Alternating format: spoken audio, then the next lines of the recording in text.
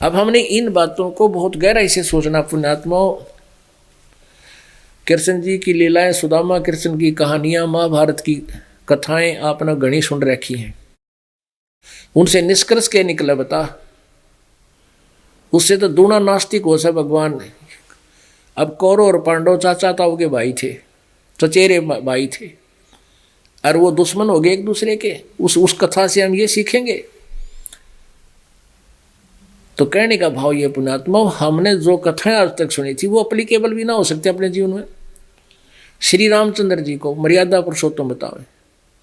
सीता का अपहरण हुआ, रावण के साथ युद्ध हुआ, लाखों लोग मरे, सीता को अग्नि परीक्षा लेकर के भगवान श्री राम जी वापस ले आए, आग में बैठा दी वहीं पर श्रीलंका के किनारे। अगर तू आग में नहीं जली तो तू अछूती है, तू सती है, और आग में जल गई तो खत्म हो जाएगी। कहने का भाव ये था कि मैं तब ले जाऊंगा जब सारे लोग मान लेंगे कि इसको रावण ने छुआ भी नहीं।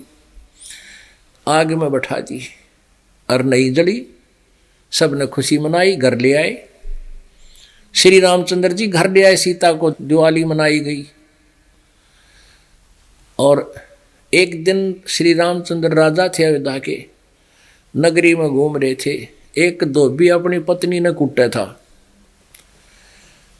वो कलियारा गणा था, वह लड़ बढ़कर वह उसके दुख से चली गई कि पहले और के कर अपने घर चली गई होगी। फिर वह आ गई हफ्ते 10 दिन में। उसने कुटने लग रहा रात ने, अक मैं दशरथ का बेटा नहीं हूं जो रावण के पास इतने दिन तक वह सीता रही, फिर उसको घर ले आया, और तू इतने दिन बाहर रही, 2 दिन या 4 दिन जैसे भी, मैं तुझे नहीं रखूंगा, और कूट छेद कर निकल जाना, सुबह भाग जाना। अब रामचंद्र जी ने उस धोबी के व्यंग से कानों सुन लिया झांकी मां के। अगले दिन अपनी पत्नी सीता को कलंकित मान कर निकाल दिया कि मैं लोगों की व्यंग नहीं सुन सकता। अब पुण्यात्माओं, क्या ये एक आचरण अच्छे गृहस्थी के हैं?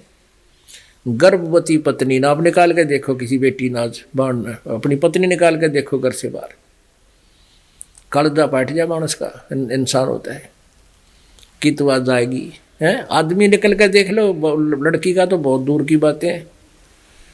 36 प्रकार के ढेड रास्ते में टकरावेंगे, इतने भी सोच नहीं की उस व्यक्ति ने, और उसको भगवान मान कर पूजा करते। पुण्यात्माओं, इस काल ने सारी उल्टी पढ़ाई पढ़वा रखी अपने ताई, और सारे दुखी थे। जो दुख होना था वो क्यों? श्री रामचंद्र जी पर आखिरी सांस तक सुख नहीं हुआ उसको। उसकी पूजा से आप जी और हमको कैसे सुख होगा? कहने का भाव ये है कि हम जो ज्ञान सुना करते थे वो ज्ञान एक आने का नहीं था, और उसी में हम निश्चिंत थे, और कोई कथा सुन लेते थे, अपना खुश हो जाते थे।